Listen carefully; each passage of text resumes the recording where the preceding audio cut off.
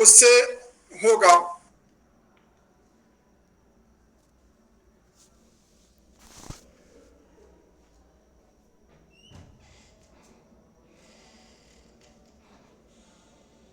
ज्ञान की जब चर्चा होती है तो अज्ञान की भी चर्चा होती है, और हम तंत्र शास्त्र के विद्यार्थी हैं, उसमें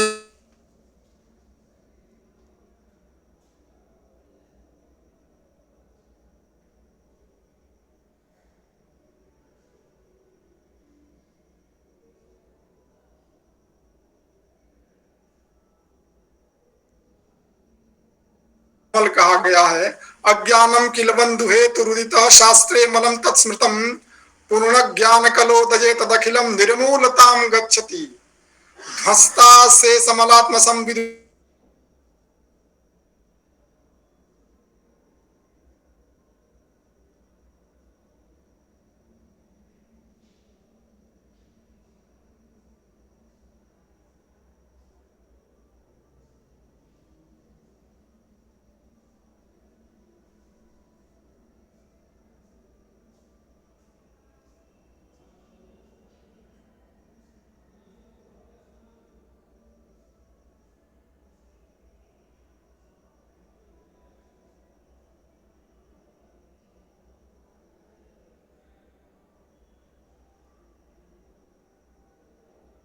तविधम च अज्ञानम, दो प्रकार का अज्ञान भी होता है।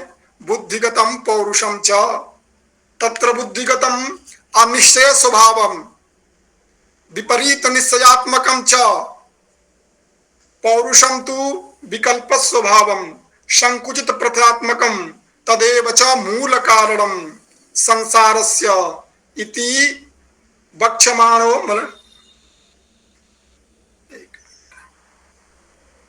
तत्र पौरुषम अज्ञानम दीक्षादीनाम निवर्तेतापि किंतु दीक्षापि बुद्धिगते अनध्यवशयात्मके अज्ञाने सति न संभवति, ऐसा प्रसंग आता है।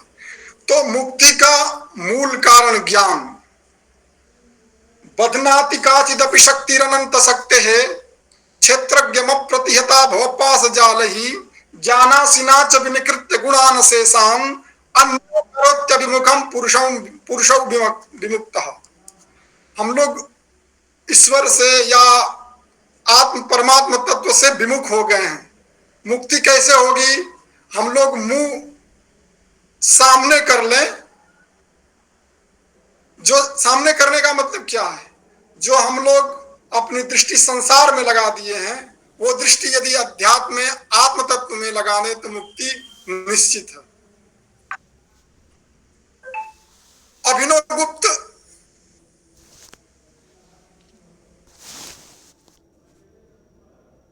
परमात्मा है कि मोक्ष कोई धाम नहीं है जहां चल करके जाना है। मोक्षस्य नैव धामास्ति न चापि गमनम अन्यत्र अज्ञान ग्रंथि विधा सशक्ति अभिव्यक्तता मोक्षः, सशक्ति अभिव्यक्तता मोक्षः। अपने शक्ति को अभिव्यक्त करना यही मोक्ष है। एक और श्लोक मिलता है कि यो निश्चयः पशुजनस्य जडोऽसि कर्म संपासितोऽस्मि मलिनोऽस्मि परिरेरितोऽस्मि इत्येतद् अन्यद दृढ़ निश्चय लाभयुक्त्या सद्य पतिर्भवति विश्व वपुस्सिदात्मा। हम बंधे हुए हैं, हम इतने हैं, ये है, ये है, ये बुद्धि, ये जो हटा देना ही पशु हो जाना है, पशु पति हो जाना है। पशु से तुरंत जो है पति बन जाएंगे। ऐसा जो है शैव शास्त्र में तमाम मिलते हैं। तो वो सबके माध्यम, सबका मूल में, मोक्ष का मूल में ज्ञान ही दिखाई देता है। अब संयोग ये एक भूमिका के रूप में है, क्योंकि संयोग बस आज एकादश प्रकरण और संयोग से आज एकादशी भी है, और उसमें भी ज्ञानाष्टक में अगले 4 श्लोक पर अगले वक्ता अपना बात रखेंगे। प्रथम 4 श्लोकों पर हमें बात रखने की निर्देश प्राप्त व्रत रखने का निर्देश प्राप्त हुआ है। तो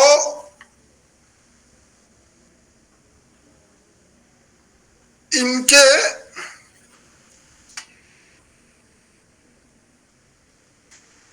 आरंभ में, इस मतलब एकादश के प्रकरण के आरंभ में ही ये प्रथम सूत्र आता है।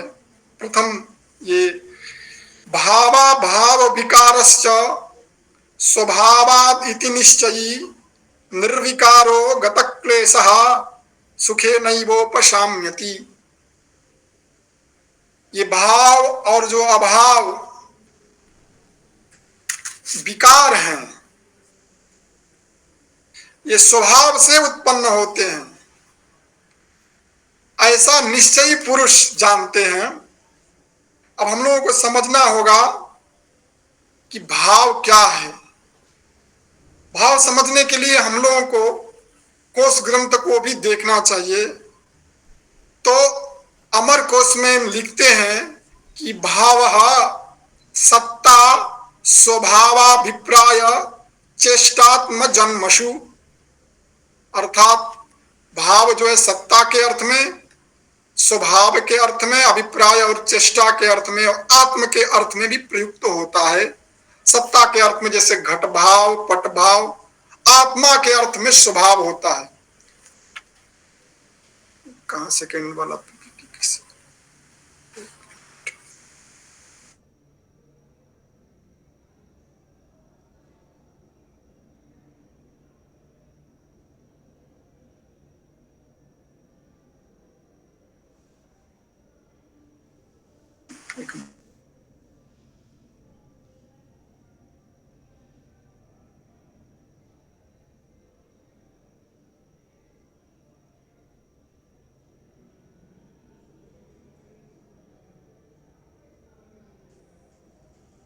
सर आपका म्यूट हो गया है, कृपया अनम्यूट कर लें।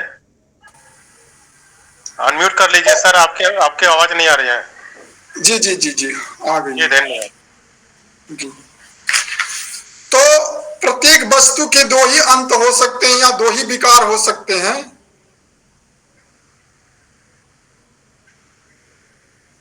भाव और अभाव।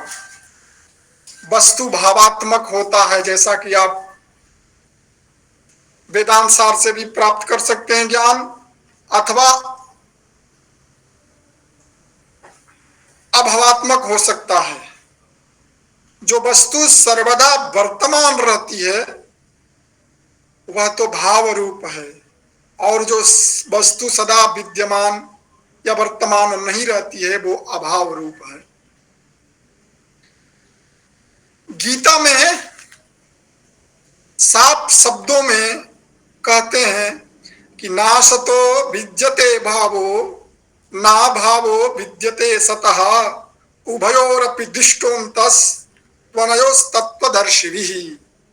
असत वस्तु की तो सत्ता नहीं है और सत वस्तु का अभाव भी नहीं है।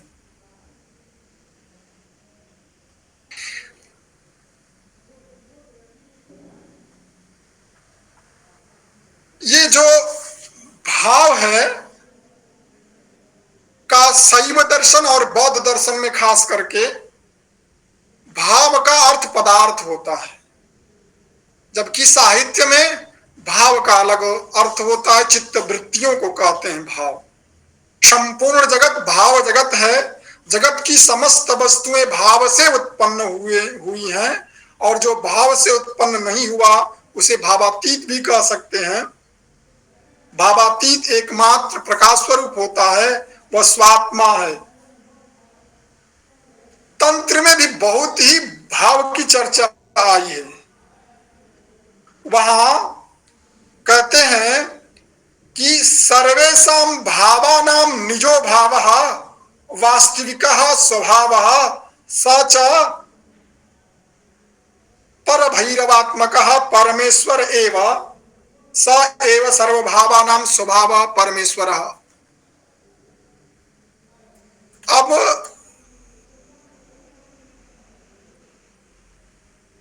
एक शब्द बहुत प्रचलित है, संस्कृति शब्द का नाम सुने होंगे।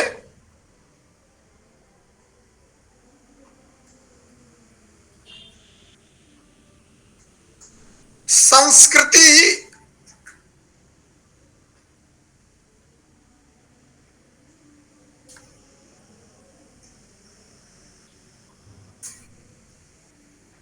संस्कृति शब्द संस्कृत से बना है और संस्कार का अर्थ होता है मन में पड़े मैलों को दूर करना एवं उत्तम गुणों का आधान करना।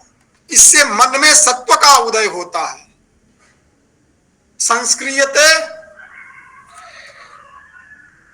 अनेन श्रौतेन स्मार्तेन वा पुरुषः इति संस्कारः निगमागम सम्मत संस्कार विधानैः जातमात्रस्य न्यूनत्वं दूरीकृत्य पूर्ण परिष्कार विधानैः सर्वांगीण विकासोन्मुखम येन क्रियते तदैव संस्कारः। आज संस्कृति शब्द का प्रयोग अंग्रेजी में कल्चर के अर्थ में होता है। कल्चर का अर्थ होता है कर्षण करना, अर्थात भूमि को जोतना से है, उसे उर्वर बनाना है। अतः कल्चर का अर्थ परिष्कार करना है। जो नेचर है उसको मनुष्य के प्रयत्न से परिष्कृत करना। नेचर का विलोम है कल्चर। भारतीय जो मान्यता है, भारत में भी संस्कृति परिष्कार है और जो पाश्चात्य है उसमें भी कल्चर का अर्थ परिष्कार है। इन दोनों में समन्वय तो किया जा सकता है, किंतु भारत में संस्कृति स्वरूप की प्राप्ति है, स्वभाव की प्राप्ति है, निसर्ग की प्राप्ति है, अर्थात स्वभाव में जाना है। पश्चिम में इसका विपरीत अर्थ है नेचर से कल्चर में जाना। अब यहां मोक्ष क्या है? स्वभाव में जाना ही। स्वरूपम प्रथनम ही सह, स्वभाव में जो स्व का भाव है उसमें जाना, यही मोक्ष है। इसी बात को लेकर के यहां जब भाव और अभाव रूपी जब विकार ये कैसे उत्पन्न होते हैं? स्वभाव से, प्रकृति जन्य है। और सांख्य दर्शन जब पढ़ते हैं तो उसमें आता है विकार। जब प्रकृति में क्षोभ उत्पन्न होता है तो उससे जो है सृजन होता है। तो ये भाव और अभाव क्या है? विकार हैं और ये स्वभाव से उत्पन्न होते हैं, ऐसा जो निश्चयी पुरुष है वो जानते हैं। और उसके अतिरिक्त भी कुछ है, निर्विकारोगत क्लेशः सुखे नैवोपशाम्यति। निर्विकार, जो निर्विकारी क्या है? आत्मा। इसमें क्लेश नाम का कुछ है ही नहीं। गतक क्लेशः, क्लेश जिसका समाप्त हो गया हो, चला गया हो, ऐसा। अब यही बात गीता में भी आती है। उसमें कहते हैं, देखिए कि कैसे वो आत्मा अभिकारी है। कहते हैं अव्यक्तोयम अचिंत्योयम अभिकार्योयम उच्यते तस्मादेवं विदित्वैनं नानुशोचितुमर्हसि। ये आत्मा अभिकारी है।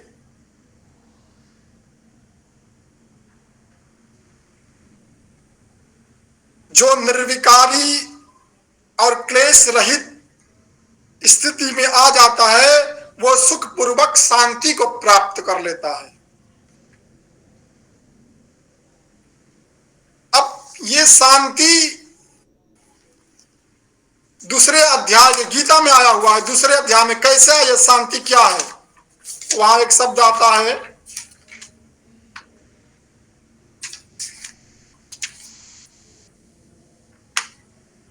विहाय कामान यह सर्वान पुमान् सरति निष्प्रिया निर्ममो निरहंकार स शांतिम अधिगच्छति। ऐसा प्राप्य ऐसा ब्राह्मी स्थिति पार्थ नैनाम प्राप्य विमुह्यति। एक बार प्राप्त हो गया वो स्थिति फिर उतरना नहीं होता है। स्थित्वा श्यामंत काले भी ब्रह्म निर्वाण निच्छति। एक बार उस स्थिति की प्राप्ति हो जाए तो फिर जो है संसार में या संसार बंधन में नहीं रह सकते हैं। वो ब्राह्मी स्थिति है। तो आत्मा का स्वभाव, जो आत्मा में रहने वाला जो निर्विकार्य भाव है और क्लेश रहितता है, इस स्थिति में आ जाने पर सुख से ही उपशाम्यते, शांति की प्राप्ति हो जाती है। तेनाम प्राप्य विमोहयति, उसको प्राप्त करने के बाद फिर विमोहित नहीं होते हैं। ये बात जो है, अब इसको समझने के लिए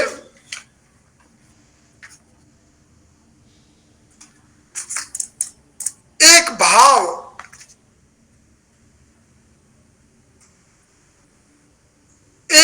को यदि समझ लिए, उस भाव में आप स्थित हो गए तो सभी स्वभाव को जान जाएंगे। सर्व स्वभाव को जब जान जाएंगे तो आप मुक्त ही हैं। एक श्लोक आता है कि एको भावः सर्वभाव स्वभावः, सर्वे भावा एक भावा स्वभावः, एको भावस् तत्त्वतः, एको भावस् तत्त्वतो येन दृष्टः, सर्वे भावस् तत्त्वतस्तेन दृष्टाः।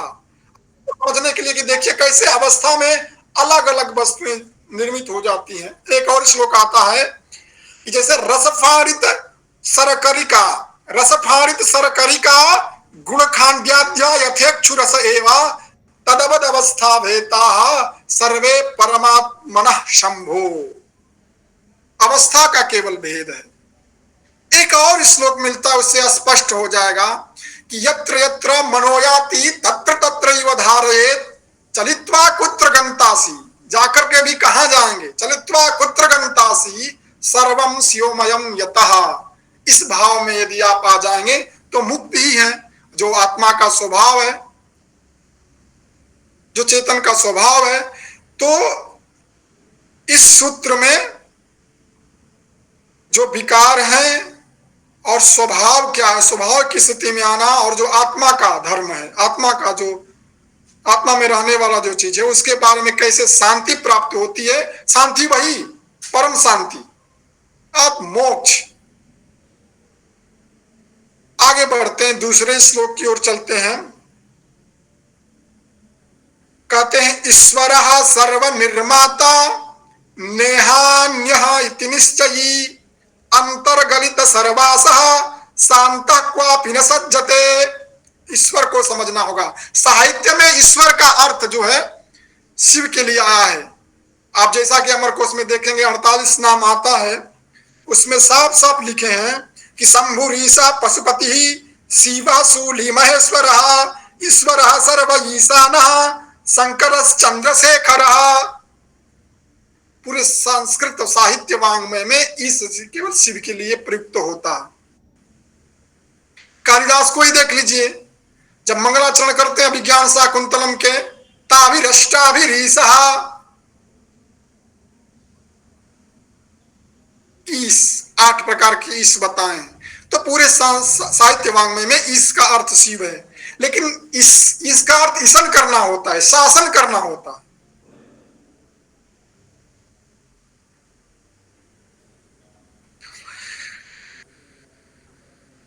अब ईश्वर का अर्थ कई है। स्वामी के अर्थ में भी ईश्वर प्रयुक्त होता है, परमात्मा के अर्थ में भी प्रयुक्त होता है।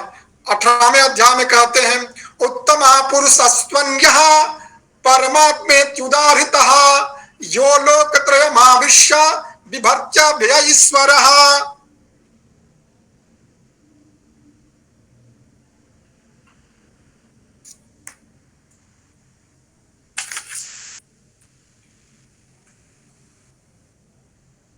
ईश्वरः सर्वभूतानां, ऐसा भी आता है। अब जो है ये ईश्वर सर्वनिर्माता है, इसको मानना चाहिए। अगर नहीं मानते हैं, कर्ता हम अपने आप को ही मान लेते हैं तो बधते हैं। अहंकार विमूढ़ात्मा कर्ता मिति मन्यते गीता को समझते चलिए। जो अहंकार में विमोहित आत्मा है वो कहता है कि मैंने ही किया है, वो कुछ करता नहीं है, करता तो परमेश्वर है। ऐसा आस्तिक दर्शनों में भगवत गीता की दृष्टि में आता है। यही बात जब आप जो गीता का प्रसिद्ध श्लोक है कर्म की जब चर्चा करते हैं वहां भी कहते हैं कि कर्म के फल के हेतु अपने आप को तुम मत मान। कर्मण्येवाधिकारस्ते मा फलेषु कदाचन मा कर्म फल हेतुर्भूर माते संगोस्त्व कर्मणि। इस श्लोक में 4 बात बताए हैं। कर्मण्येवाधिकारस्ते, तुम्हारा कर्म में ही अधिकार है। मा फलेषु कदाचन, फल में कभी नहीं। तीसरी बात जो आ रही वो मुख्य है। मां कर्म फल हेतु भूर, कर्म के फल का हेतु तुम अपने को मत मानो, तुम अपने को मत मानो। नाते संगोस्त्व कर्मणि, और न तुम जो है अकर्म में संग करो, आसक्ति करो। तो जो तृतीय बात बताए हैं मां कर्म फल हेतु भू, तुम नहीं हो। वहां कहना यही चाह रहे हैं कि हम हैं। यदि अपने को मान लेंगे तो स्वयं जो है अहंकार से विमोहित हो जाएंगे और संसार में फंस जाएंगे। इसलिए जो आस्तिक लोग हैं सब बात में परमात्मा पर छोड़ते हैं, करते हैं कर्म, क्योंकि कर्म के बिना तो एक क्षण भी नहीं रह सकते। क्यों करते हैं तब? इसे महापुरुष लोग होते हैं, क्यों कर्म करते हैं? लोगों को प्रेरित करने के लिए।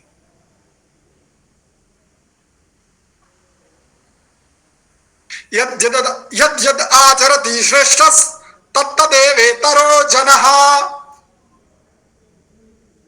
ऐसा श्रेष्ठ लोग करते हैं, उसे इतर लोग भी उनको देख करके करते हैं। तो सर्व निर्माता, सर्व मतलब सब कुछ शेष नहीं। ईश्वर सर्व निर्माता। नेहान्यः इति निश्चयी न इह अन्यः, ये मतलब इस संसार में न अन्यः, कोई और नहीं है। सब कुछ निर्माता, सब कुछ का निर्माता। इति निश्चयी, ये शब्द पूरे हमको लग रहा है कि 8 श्लोक है, सब में निश्चयी शब्द आया है। तो निश्चयी जो पुरुष है, ऐसा जो निश्चय करने में निश्चयवान पुरुष है, वो जो ऐसा निश्चय कर लेता है कि ईश्वर ही करता है, तो उसका अंतर्गलित सर्वासः, उसके जो अंतर मतलब जो बाह्य इंद्रियाणी होती ना, आंतरिक जो है अंतरात्मा जो कहते हैं, उस अंतर्गलित सर्वासा, आशा का मतलब आशा। एक प्रसंग आता है भागवत में कि एक नायिका वेश्या है, वो मतलब पर पुरुष के लिए बंधन के तैयार रहती, रात भर जब तैयार रहती है, कोई नहीं आता है, अब कोई आएगा, रात भर आशा में बीत जाता है। तब वो एक श्लोक बोलती है कि आशा ही परमं दुखम नैराश्यम परमं सुखम। आशा ही परम दुख है और नैराश्य हो जाना यही परम सुख है। उसको उन्होंने गुरु मान लिए थे, ये तो गुरु है, उसको ज्ञान हो गया था। तो अंतर्गलित सर्वासः, अंतर में जो स्थित आस है वो सब गलित हो गया है, छूट गया है। शांता क्वापि न सज्जते, शांता ऐसा जो शांत पुरुष है, क्वापि न सज्जते, किसी और चीज में आसक्त नहीं होता है।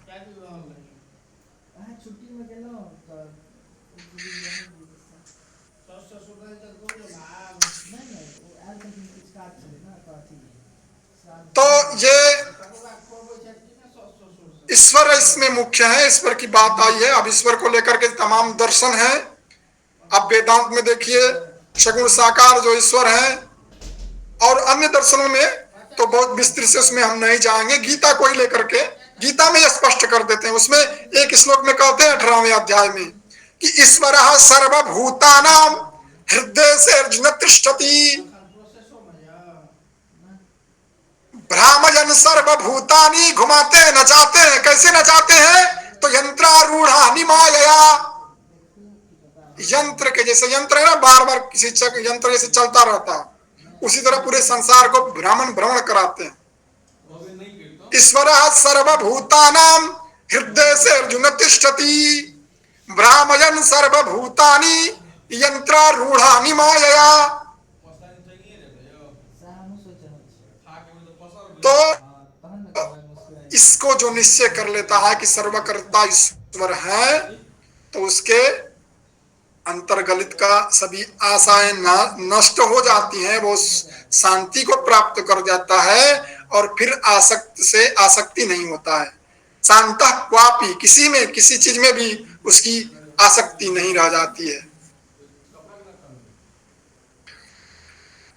अब तृतीय सूत्र में आप देखते हैं, आपदः संपदः काले दैवाद एवेति निश्चयी, तृप्त स्वस्थेन्द्रियो नित्यम न वांछति न शोचति।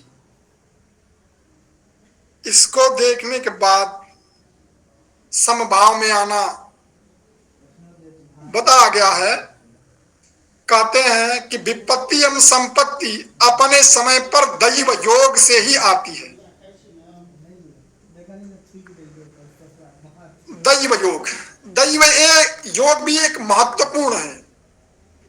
सब चीज अच्छे से करिए, आपका अधिष्ठान अच्छा हो, आप करने वाले अच्छे हों, आपके करने के साधन बढ़िया हो, आप विविध प्रकार से चेष्टा करते हो, लेकिन यदि दैव ठीक न हो तो भी कार्य की सफलता मिलने में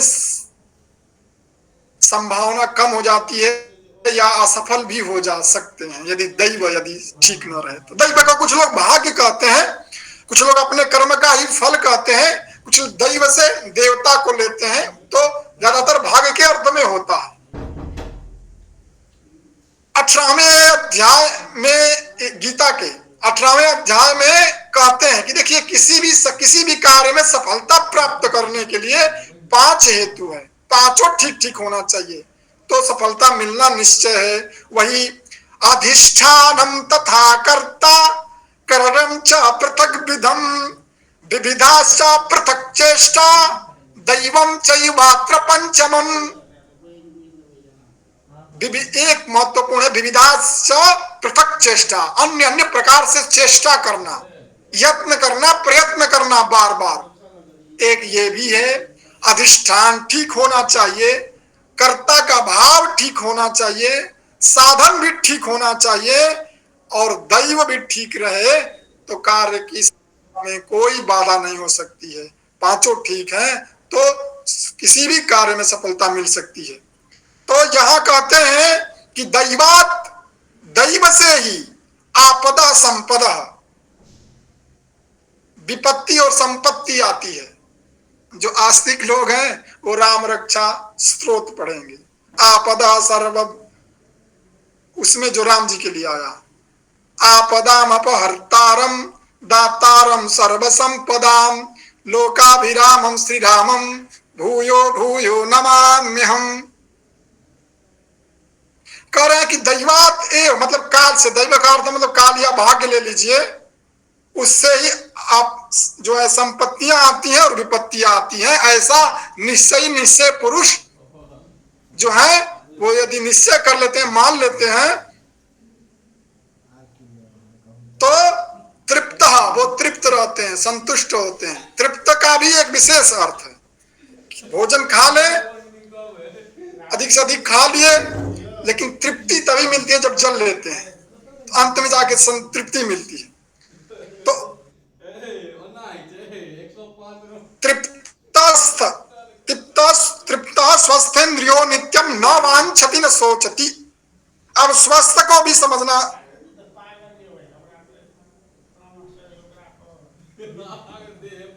स्वस्थ क्या है? समभाव में रहना ही स्वस्थ है।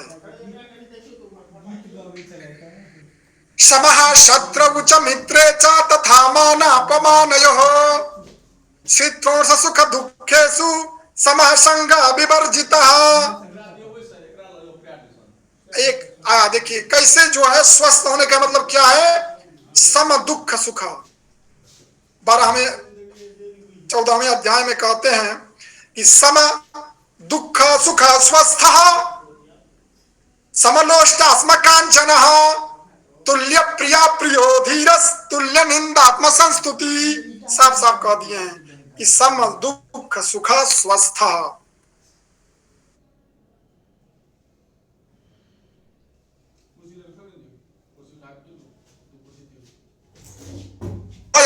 नैवं पापमवाप्स्यसि।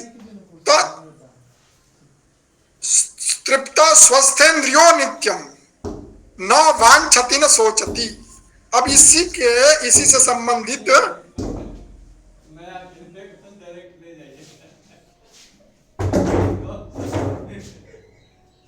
श्लोक आया है न कांक्षति को लेकर के। कहते हैं वही क्षमा शत्रौ च मित्रे च तथा मानापमानयोः शीतोष्ण सुख दुखेषु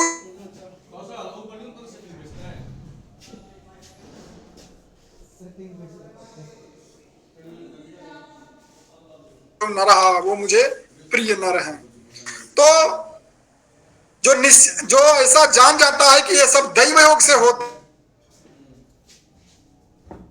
है, दैव योग से आती हैं, तो ऐसा जानने वाला जो पुरुष है सदा संतुष्ट एवं स्वस्थ इंद्रियों वाला, वह तो न कोई कामना करता है और न कभी शोक ही व्यक्त करता है। यही दो मूल हैं।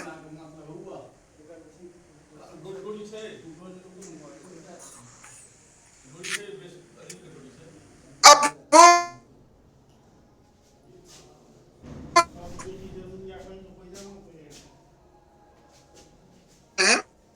उसमें आया है कि सुख दुखे जन्म मृत्यु दैवादेवेति निश्चयी साध्यादर्शी निरायास कुर्वन् नपि न लिप्यते। करते हुए भी लिप्त नहीं होता। सुख दुखे, सुखी कौन है दुखी कौन है। एक अर्थ सुख का यह भी आता है कि सुष्ठु खानी इंद्रियाणी, जिसकी इंद्रियां सुष्ठु हो वो सुखी है, और जिसकी इंद्रियां सुष्ठु न हो वो दुखी है। सुखे दुखे जन्म मृत्यु दैवा देवेति निश्चयी।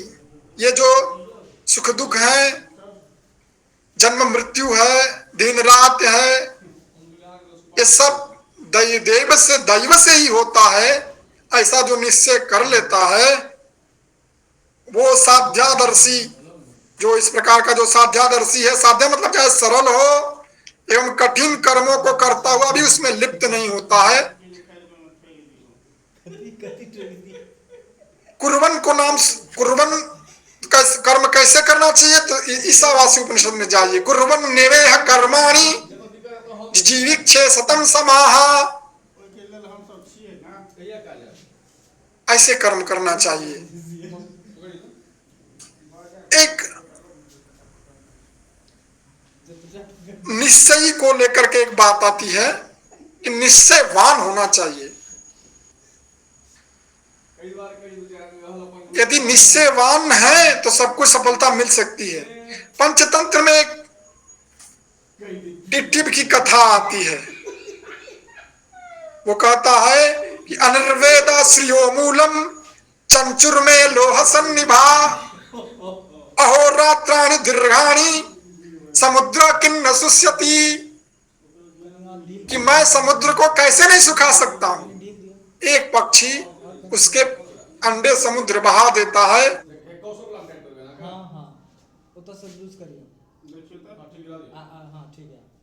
सुखा दूंगा।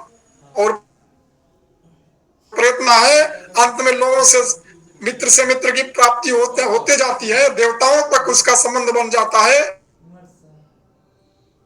उसके अंडे लौटाने पड़ते हैं। एक पक्षी निश्चय कर लेता है समुद्र,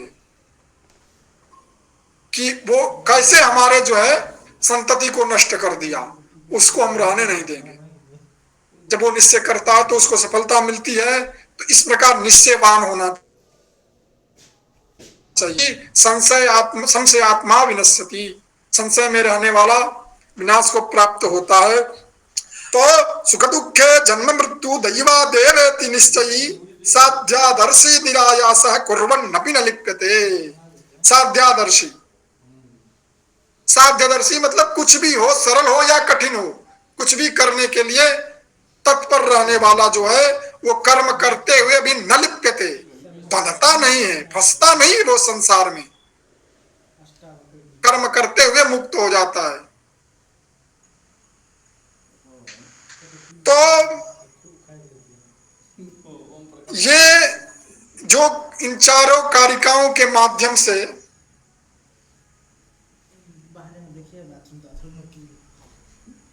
अष्टावक्र जी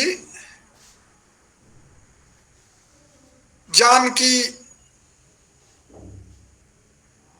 सोपान तैयार करते हैं, ज्ञान के माध्यम से कैसे जो है मुक्त हुआ जा सकता है उसको समझाते हैं इन चारों सूत्रों में। अब सामान्य व्याख्याएं हो गई, यदि किसी को कुछ जिज्ञासा या प्रश्न उठ रहे हों तो बात आप लोग रख सकते हैं। बहुत सारगर्भित व्याख्यान सर, आपने तो मतलब शैवागम के आचार्य हैं, तो वहां की बातों को कैसे आपने इससे जोड़ा वेदांत से, बड़ा अद्भुत था। और गीता की जो बातें हैं, गीता के जो मंत्र हैं, आपको तो सब कंठस्थ हैं, इतने सारे श्लोक उसके, और पांडित्य शैली में आपने बड़ा अच्छा प्रतिपादन किया और बिल्कुल समय से आपने पूरा कर दिया उन चारों पद्यों को, समय का अतिक्रमण भी नहीं किया आपने, और इतनी सहज सरल शैली में, पांडित्य शैली में आपने अपने शैवागम का पर्सपेक्टिव रखा आपने, और वो गीता का, और अपना अष्टावक्र तो है ही, तो बड़ा अच्छा सर। बहुत बहुत धन्यवाद आप सभी का, आपका विशेष करके आभारी हूँ, और अन्य सभी जो प्रतिभागी लोग हैं सभी का आभार, इतना समय देकर के आप लोगों ने ध्यान से सुना। अच्छा, किसी प्रतिभागी का कोई प्रश्न हो तो आप लोग पूछ लेते हैं जल्दी से, एक दो सवाल ही लेंगे क्योंकि समय हो गया है, दूसरे वक्ता इंतजार कर रहे हैं। अच्छा, मैं सर पूछ लेता हूँ एक सवाल। आपने जो सर जो कहा कि काशी में जो लोग जाते हैं वो जिनको समाधि के द्वारा, आत्मज्ञान के द्वारा मोक्ष मिल गया, उनका मोक्ष तो ठीक है। अगर कोई मोक्ष को नहीं पाया है और वैसे चला गया, मर गया, तो उसको भगवान शंकर की मदद से ऐसा क्या भगवान विश्वनाथ जी का आपने बताया ना। हाँ, वो देखिए क्या है ना कि अच्छा, जैसे जी आप कह रहे हैं कि उस मृतात्मा को ये जो भगवान विश्वनाथ है, ये मंत्र सुना करके ज्ञान प्राप्त करते हैं, फिर उसको मोक्ष मिलता है, ऐसे प्रोसीजर। जी हाँ जी, बहुत, ये तो सर बिल्कुल नई चीज आपने बताई। जी यही है, यहाँ काशी में तो बातें आती हैं। देखिए क्या ना, कभी किसी जैसे समय का बहुत महत्वपूर्ण स्थान होता है, काल और देश का बहुत विशेष स्थान है। बिल्कुल बिल्कुल। जैसे अभी काल क्या, अमावस्या पर महाकुंभ में लोग क्या, उसके बाद कुंभ वहां नहीं रहेगा, वो काल का महत्व था।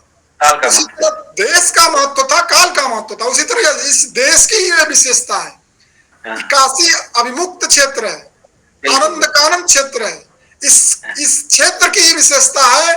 और जो विश्वनाथ है वो आकर के सबको मुक्त प्रदान करेंगे ही करेंगे। ऐसा विश्वनाथ जी को हमारा प्रणाम नहीं है, ये मौखिक बातें नहीं है, शास्त्रों में लिखित रूप से आपको मिल जाएंगे। और ये एक दिन की बात नहीं है, परंपरा है, इतिहास है। जी जी जी। और ये कारण है कि मरने के लोग यहाँ जो है काशी आते हैं। हाँ जी हाँ जी। डॉक्टर प्रभात कुमार जी, आप कुछ कहना चाह रहे हैं? जी जी, डॉक्टर कृष्णानंद जी और डॉक्टर माधव जी दोनों कृष्ण के ही पर्याय हैं। दोनों लोगों को पहले तो अभिवादन। और कृष्णानंद जी, प्रश्न नहीं है, प्रश्न नहीं, एक जिज्ञासा है मेरी। आपने जो मोक्ष कहा कि काशी में लोग आते हैं, आधा प्रश्न, आधी जिज्ञासा माधव जी ने रख दिया है, आधी में पूरी कर रहा हूँ कि जो लोग काशी आते हैं, मान लीजिए मृत्यु प्राप्त करते हैं, उनको काशी विश्वनाथ मुक्ति दिलाते हैं मंत्र के ज्ञान के द्वारा, लेकिन जो लोग आते नहीं, जो परमानेंट यहीं रहते हैं, क्या उनको भी मिल जाता है? परमानेंट यहाँ रहते हैं मतलब कहाँ रहते हैं? काशी में ही रहते हैं, काशी में ही वो निवास। इसलिए जो वो केवल उसी भाव में रहते हैं। यहाँ से देखे ना, एक से गरीब है ना, मस्ती में रहता है, जी वो उसी भाव में रहता है कि हमारा तो परमानेंट बना हुआ है, कुछ सोचना ही नहीं है, तो वो उसी आनंद में रहता है। और ये बात है, ये शास्त्रों के माध्यम से विद्वानों में और विद्वानों के मुख से उनके संस्कार तक वहां तक पहुंचता है। ये बात उसी भाव में रहते हैं कि हमको तो मुक्ति है ये, और यहाँ आकर के वो जो रह गए हैं वो जानते हैं। हाँ, ये अलग है। अब ये एक प्रश्न आपका ये हो सकता है कि जो काशी में नहीं है उनका क्या होगा, तो उनके लिए एक भाव है कि वो समभाव में रहे। वो लोग अष्टावक्र गीता पढ़े, पंडिता समदर्शिनः, सब में परमात्मा तत्व है, इस भाव में आप रहिए तो आप ऐसे मुक्त हो जाएंगे। चलिए धन्यवाद। मैं काशी में यही हाँ, मैं काशी में रह रहा हूँ, मुझे हाँ, जी जी जी जी, धन्यवाद, बहुत सुंदर व्याख्या। धन्यवाद, आप लोगों को अच्छा लगा। तो बहुत सुंदर आचार्य जी, आपने इतना रुचिकर तरीके से भगवान विश्वनाथ का आशीर्वाद। तो मैं विशेष आभारी हूँ। एक मिनट सर, एक मिनट। आप लोगों का, आपका विशेष करके आभारी इसलिए भी कि मैं अभी तक मतलब गीता जी का मतलब अध्ययन और रहा, लेकिन आपने अष्टावक्र गीता की ओर हमको ले गए, और हमारे मन में आप व्याख्यान के, आप लोग सब लोग विद्वान हैं, आप लोग आज 10 दिन से सुन रहे हैं, हम तो केवल इस 4 कारिका को लेकर के आए हुए हैं पहले दिन। अब सब लोग 10 दिन से सुन रहे हैं। बहुत अच्छा रहा सर, आपका जो शैवागम पर सर जो आपकी पकड़ है, जो शास्त्र है ना, वो वाकई में बड़ा मतलब सुकून देने वाला है। कभी हम उस पर व्याख्यान हमारे मन में स्फुरणा हो रही थी कि अष्टावक्र गीता और गीता को लेकर के एक तुलनात्मक अध्ययन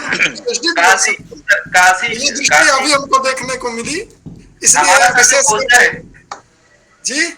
हमारा जो पोस्टर है वो काशी के विद्वानों के बीच में सर्कुलेट करिए, ताकि सबको पता चले कि हम यहाँ पे अष्टावक्र गीता का अध्ययन कर रहे हैं, और वहां से वो हमें अपना आशीर्वाद सब प्रेषित कर सके। जी जी जी जी जी जी, तो आपको बहुत बहुत बधाई सर, बहुत बहुत धन्यवाद। धन्यवाद, सभी को आभार, प्रणाम। बाबा विश्वनाथ जी का प्रसाद, उनका आशीर्वाद भी हम तक आप संप्रेषित करें उनकी तरफ से। यही कारण था, 1 मिनट और एक श्लोक बोल करके हम अपनी बात को समाप्त करेंगे।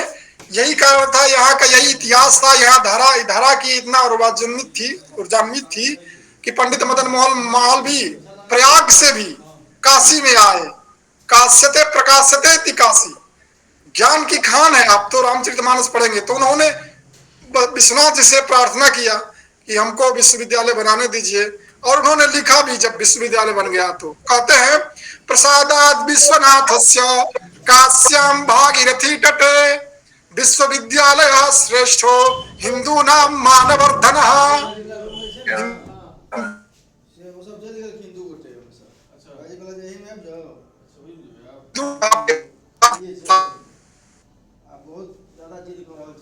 को प्रणाम एवं धन्यवाद सभी को। Thank you sir. अब हम अपने अगले वक्ता की तरफ रुख करते हैं।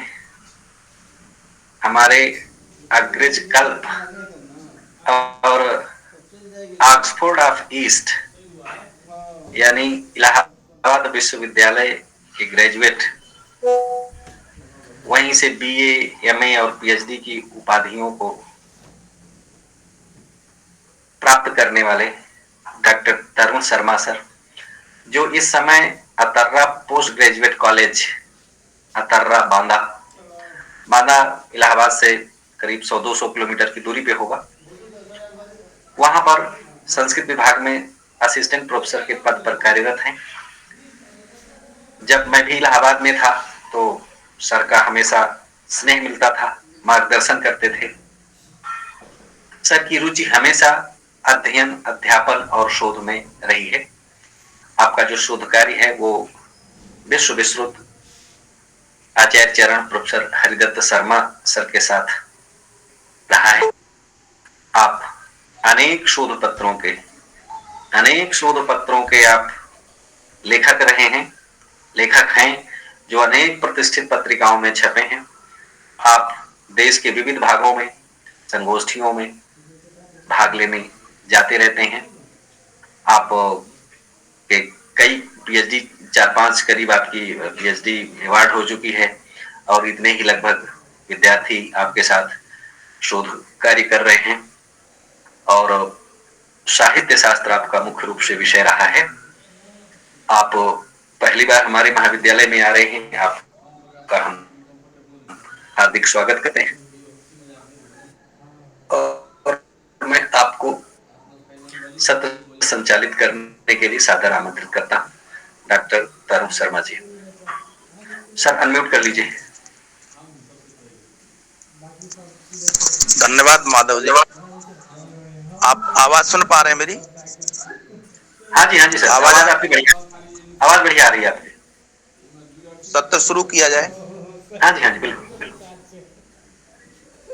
नीलाम्बुजश्यामल कोमलांगम सीता समारोपित वाम भागम पाणौ महासायक चारु चापम नमामि रामं रघुवंशनाथं लोकाभिरामं रणरंगधीरं राजीवनेत्रं रघुवंशनाथं कारुण्यरूपं करुणाकरं तं रामचंद्रं शरणं प्रपद्ये।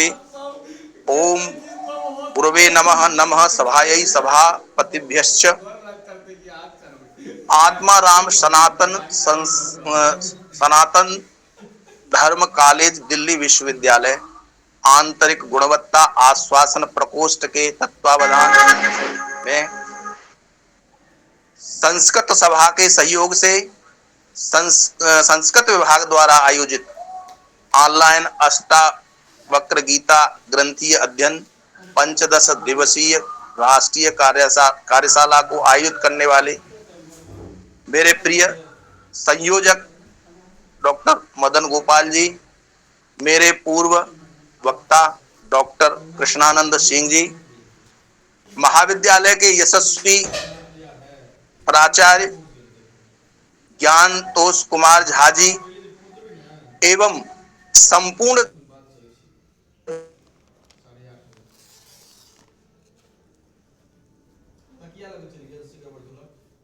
गुरुजनों को श्री राम की तपस्थली से चित्रकूट से जुड़ने वाले प्रिय सोच, मैं सभी को सादर प्रणाम करता हूं।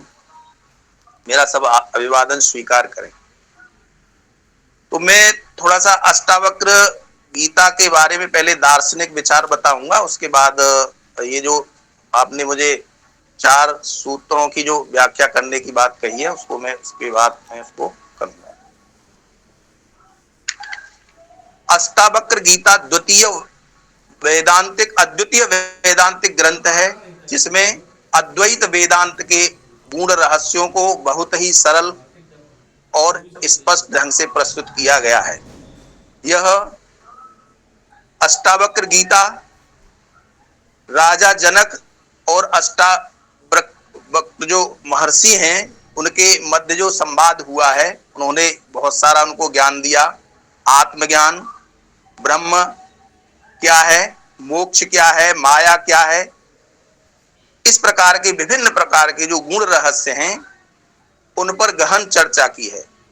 अष्टावक्रीय गीता हमें यह भी बताती है, यह पहले से ही जो व्यक्ति है वो पहले से ही पूर्ण एवं मुक्त है। हमें आत्मा को पहचानने की आवश्यकता है। अष्टावक्र गीता के अनुसार संसार एक माया है जो केवल अज्ञान के कारण वास्तविक प्रतीत होती है।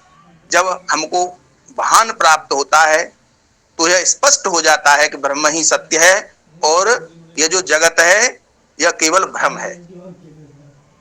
अष्टावक्र गीता के अनुसार मोक्ष किसी बाहरी क्रिया या कर्म कांड से प्राप्त नहीं होता, बल्कि आत्मज्ञान द्वारा सहज ही उपलब्ध हो जाता है। अष्टावक्र गीता कहती है व्यक्ति पहले से ही मुक्त है। जैसा कि अभी मैंने बताया, वो केवल लेकिन अज्ञान के कारण हम बंधनों का अनुभव करते हैं। इसमें साक्षी भाव का थोड़ा सा और वर्णन करूंगा मैं यहाँ। अष्टावक्रीय गीता साक्षी भाव के विषय में कहती है कि व्यक्ति को अपने मन, शरीर और इंद्रियों से तादात्म्य स्थापित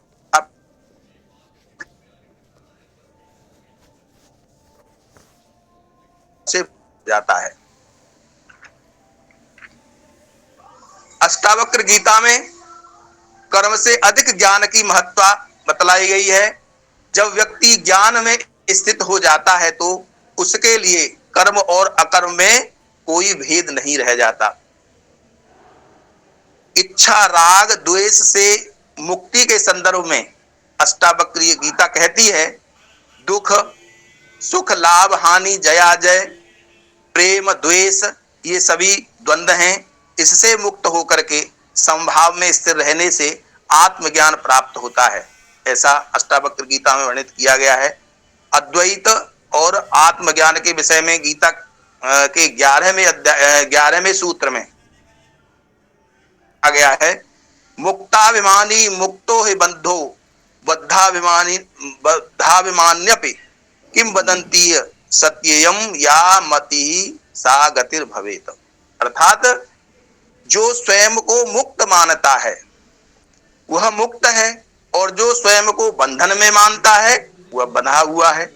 जैसा व्यक्ति सोचता है वैसा ही उसका अनुभव होता है। जाकी रही भावना जैसी प्रभु मूरत देखी तुम तैसी। जैसे हमारे तुलसीदास बाबा जो लिख के रख गए हैं वही लगभग वही बात यहाँ आ रही है। यह प्रकट करता है ब्रह्म और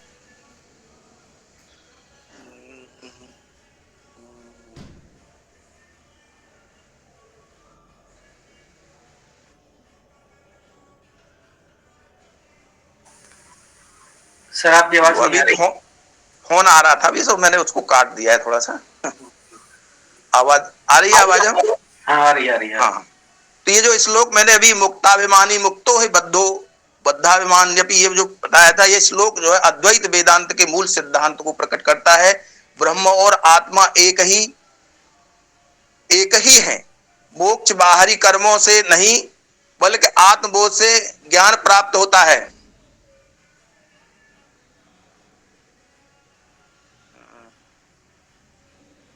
अभी फोन थोड़ा सा आ रहा है, अभी 1 मिनट में जोड़ता हूं मैं।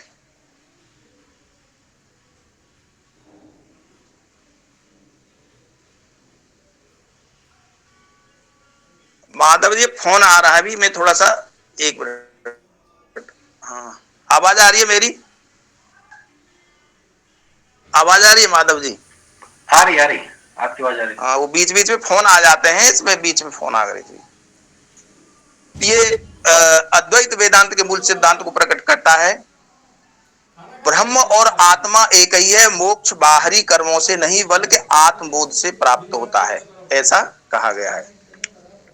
अष्टावक्र कहते हैं मनुष्य स्वयं ही मोक्ष और बंधन का कारण है।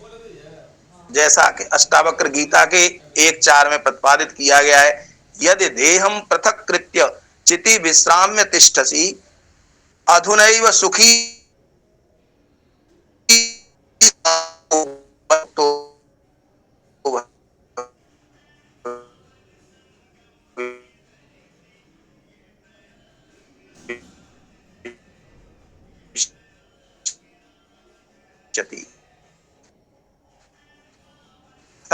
तो यदि तुम शरीर सुखी और शांत हो जाओगे। इसी प्रकार से अष्टावक्र 14वें अध्याय के मोक्ष है और प्रतिपादित किया गया है।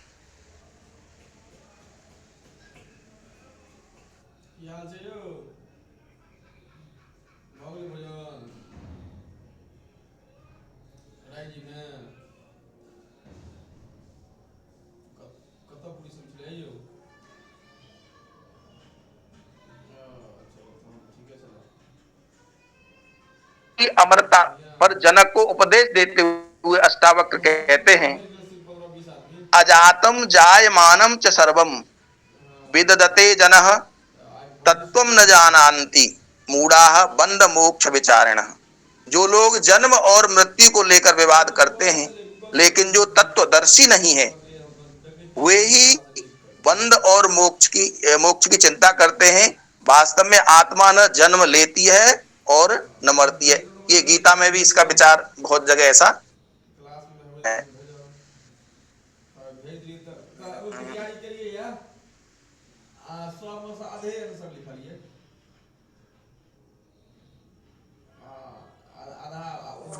सर आवाज नहीं आ रही आपकी।